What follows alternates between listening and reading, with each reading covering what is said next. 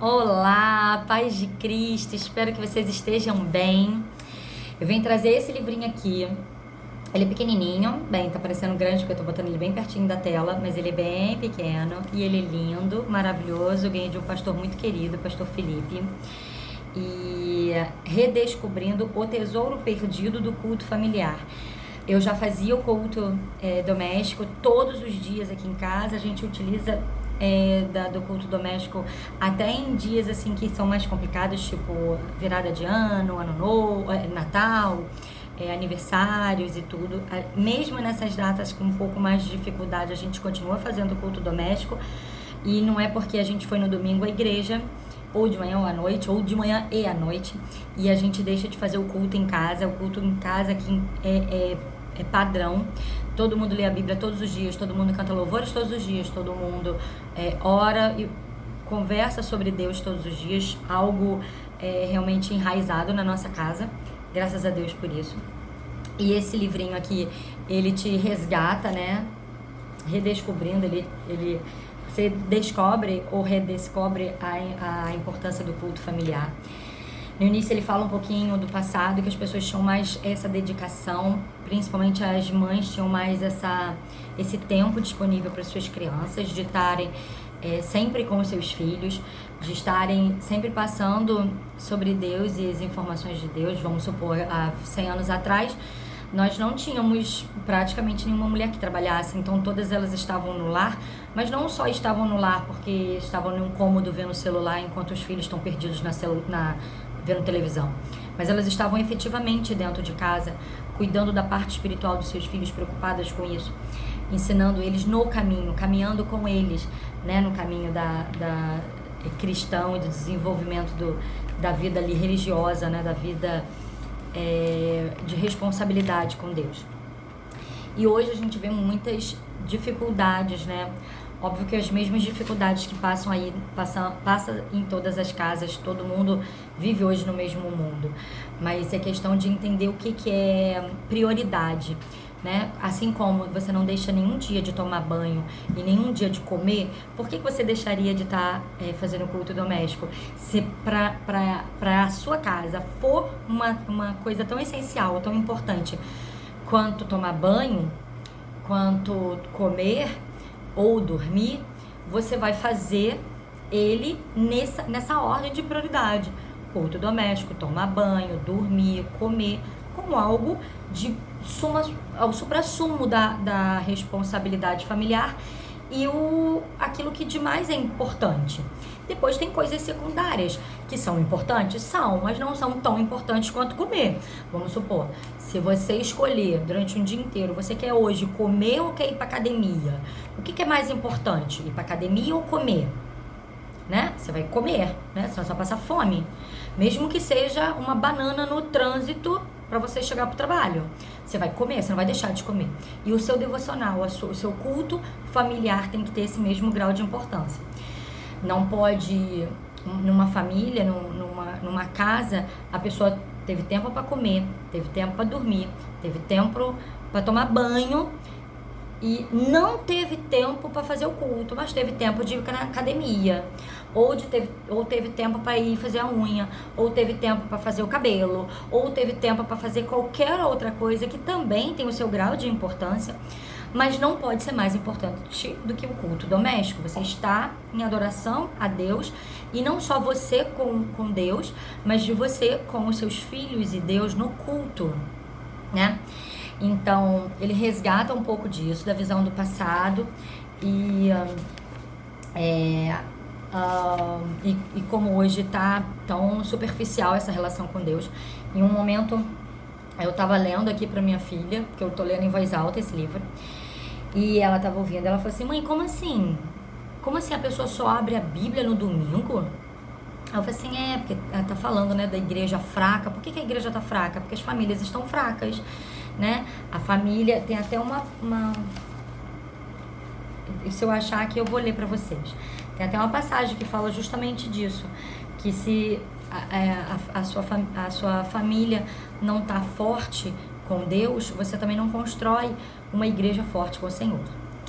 Então, assim, aí ela falou assim, ela não conseguiu nem entender como é que pode alguém não ler a Bíblia, orar, louvar e estar em culto todos os dias, porque isso faz muito uma prática da nossa família e ela nunca se viu em outra realidade.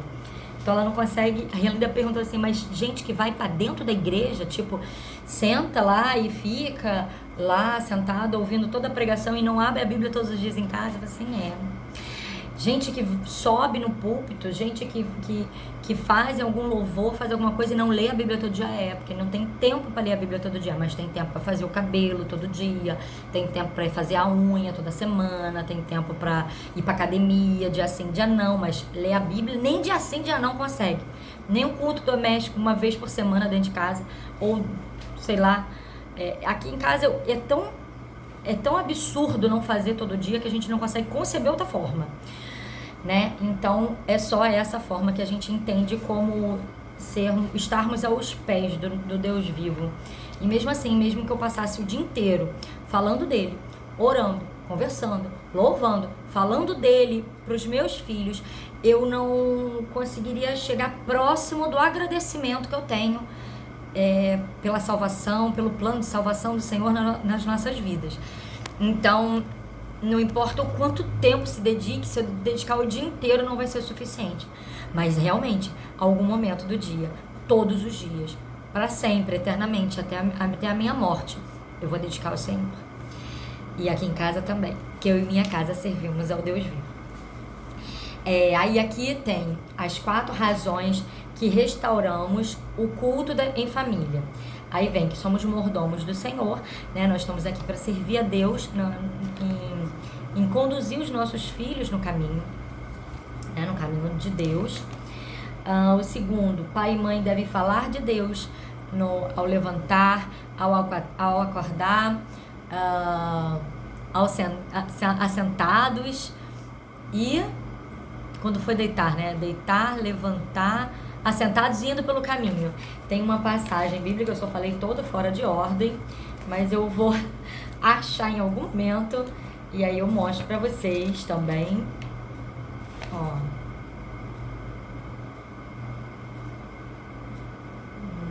Fala muito da responsabilidade aqui da mulher, que não se dedica também, né? O homem também, que não tá se dedicando como deveria, né? A criação dos seus filhos. Eu não posso perder isso. Quero muito ler. Aqui. Tu as inculcarás a teus filhos, né? Deus ordenando. E delas farás assentado a tua casa. Então, o que nós vamos inculcar na criança? A palavra de Deus, né? Você inculcará a teus filhos e delas falará, né? E da palavra de Deus você falará assentado. Então, se você está sentado no sofá, não é para ver televisão, né? Me poupe. É para falar de Deus. Assentado em sua casa, andando pelo caminho. Eu tenho que ir no jornaleiro. Vou andando no caminho, falando das maravilhas do Senhor. Ao deitar-te, né? Ao deitar-te, e aí é o momento que eu faço o culto doméstico em casa, mesmo quando é domingo, tá? Domingo a gente foi no culto de manhã e à noite. Então foi só de manhã, então foi só à noite, não importa. O culto doméstico da minha casa acontece até quando a gente sai do culto da igreja. Ao deitar-te, né? Que é o momento que a gente vai louvar o Senhor e adorar antes de dormir e ler a Bíblia. Não só eu leio para eles, como eles leem para mim.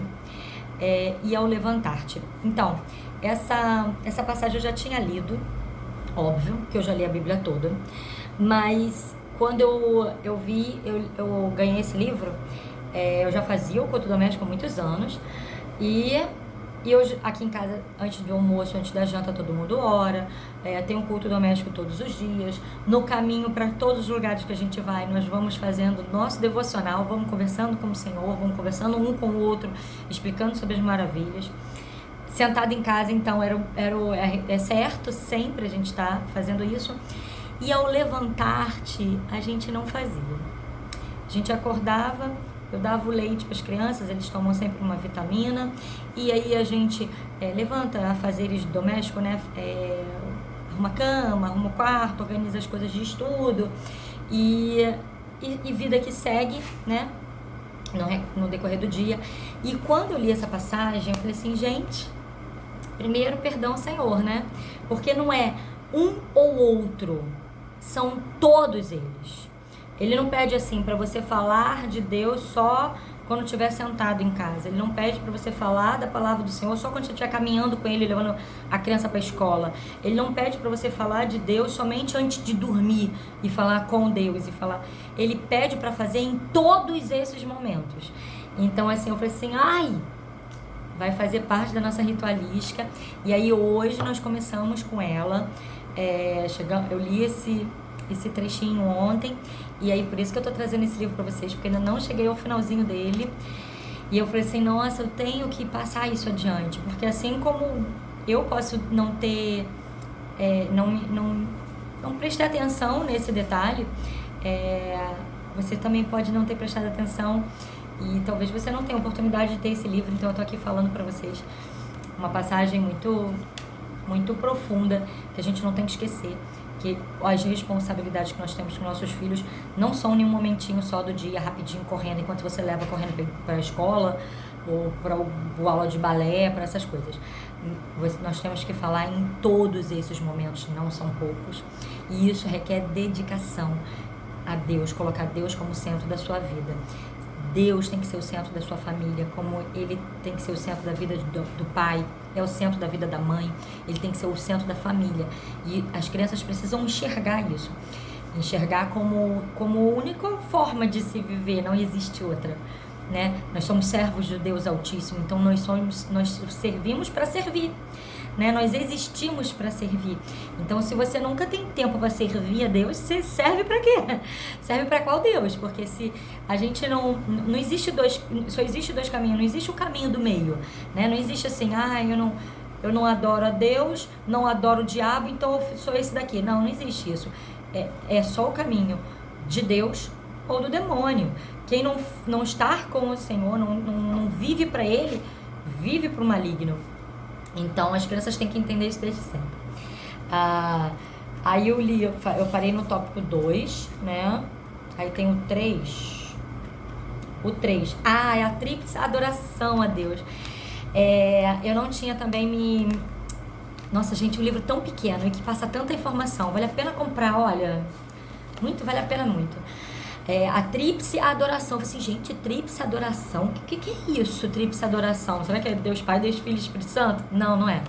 É a tríplice forma de se adorar, né? Primeiro você adora individualmente ao Senhor. Os seus filhos têm que te ver adorando, louvando, lendo, estudando a Bíblia. E os meus filhos me veem fazendo isso todos os dias. Não é dia sim, dia talvez, dia quase nunca. É dia todos os dias. Eles me veem falar sobre a palavra do Senhor e ler a palavra do Senhor e orar. E aí isso aqui faz com que Deus te capacite para esse outro ponto aqui, que é o segundo, que é a nossa relação familiar. Você consegue, a partir dessa intimidade com o Senhor, consegue passar isso para os seus filhos. Por que você... tem gente que fala assim, Carla, sua filha sabe tantos nomes bíblicos, sabe tantas informações bíblicas, tem tanto conhecimento sobre a Bíblia, o que você faz? Eu falo assim, eu falo de Deus.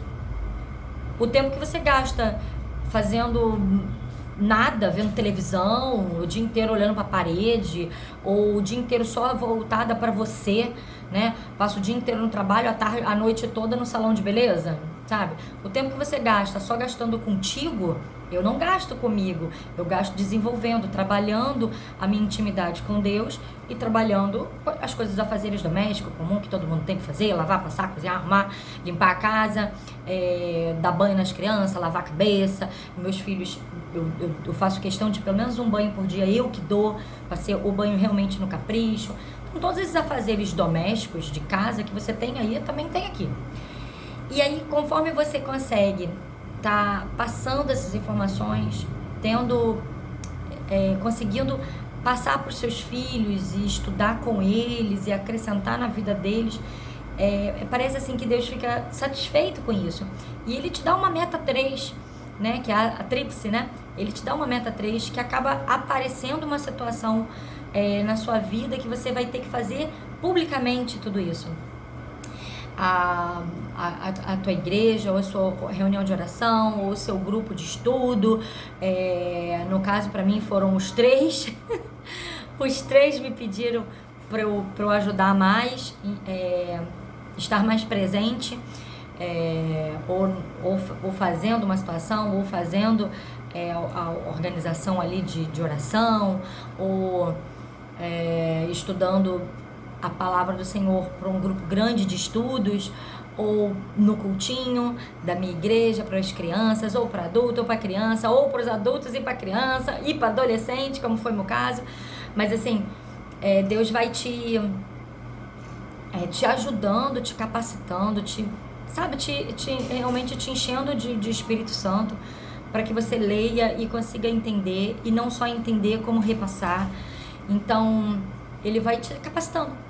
Aquilo que você não achava que não daria para fazer, porque você não tem nem muito tempo para fazer, ele arranja um jeito de ter tempo, e se Deus for a prioridade na tua vida, as coisas acontecem e fluem. E o canal também é uma prova disso na minha vida. Eu não ia fazer o canal, eu nem sabia fazer nada de youtuber, nada dessas coisas. E uma pessoa voltada para a parte acadêmica, de estudo, pediu para eu fazer o canal, que ia ajudar ela, ela é professora, e ajudar ela a dar aulas, que eu estava ajudando ela individualmente, ali particularmente, né? E aí ela falou para fazer, para passar para outras pessoas, e tem várias outras professoras no canal e tudo. Mas eu falei assim, mas eu não quero só isso, eu quero falar de Deus também, porque Deus transborda dentro da gente, né? Se você... a boca fala daquilo que o coração tá cheio. Então, eu falo muito sobre parte de estudos aqui dentro no canal, mas quantos e quantos vídeos tem voltados para o Senhor, para livros do Senhor, para estudos devocionais e tudo? São muitos, né? Tá páreo a páreo, se não for maior, porque todos os vídeos eu começo com a paz de Cristo, e todos os vídeos eu termino abençoando, pedindo para que vocês fiquem na presença do Senhor. Então, acaba que as oportunidades aparecem, as coisas fluem, porque Deus abre as portas para que isso aconteça. Então aí a gente acaba falando publicamente aquilo que a gente tem no nosso coração, que é aquilo que é Deus que está habitando dentro da gente. Então, não só no canal, não só na igreja, não só no meu grupo de estudo, não só no grupo só voltados para mulheres, mas todos os lugares no qual você vai, aparece uma situação de liderança para você ajudar, para você compor ali e ajudar aquelas pessoas ali que estão precisando de uma ponte, de um auxílio. E nada disso vem da gente, nada vem de mim, nada vem porque eu sou maravilhosa e estudo, vem porque Deus é misericordioso, vem porque Deus te usa para a obra dele, né? Assim como Moisés, né, ele falou, não, eu não... Escolha outra pessoa, Senhor, eu tenho um problema na fala, eu não vou saber fazer, escolhe outro, fala com outro, porque eu não vai ser legal, eu não vou conseguir, eu não tenho essa capacidade. Deus falou, né, quem é que dá a fala, quem é que dá o dom, quem é que dá isso tudo? Sou eu, Moisés, você não precisa temer, né, segue adiante que eu vou estar contigo, vou seguir junto com você. E assim nós temos que ser na nossa vida, né, caminhar com Deus, ele sendo a coisa principal da sua vida, ser como Maria e não ser como Marta, colocar Deus como a prioridade nas nossas vidas, que acabam que as outras coisas fluem por causa disso, por causa dessa piedade que ele tem conosco, porque ele começa a nos usar para a obra dele de forma tremenda, e ele que nos capacita. É ele que nos alimenta diariamente, é ele que vai nos ajudando dia após dia para que a gente consiga tá usufruindo de todas essas maravilhas que ele nos colocou, né? Essas bênçãos de estar ajudando outras pessoas, né? É ele que faz tudo. Gente, o livro é muito legal, muito bom. Até escrevi aqui, ó, eu marquei: uma igreja fraca é fruto de famílias fracas. Página 20.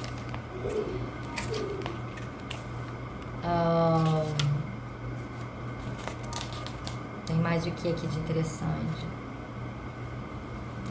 Onde o culto familiar deve ser realizado, né? E aí é aquela passagem que eu li para vocês, né? De que é assentado em sua casa, andando pelo caminho, ao deitar-te e ao levantar-te. Não tem nenhuma assim, ou, é tudo e. Atenção a isso, que eu não tinha me atentado, e agora a gente colocou o levantar-te também na nossa casa.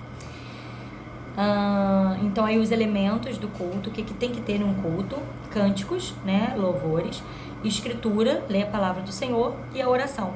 Pelo menos esses 3 aspectos. A minha filha até perguntou se a gente poderia fazer a parte do dízimo no culto, e não tem essa necessidade, porque essas 3 situações são a situação essencial para existir um culto. Aqui as crianças têm eles vendem picolé.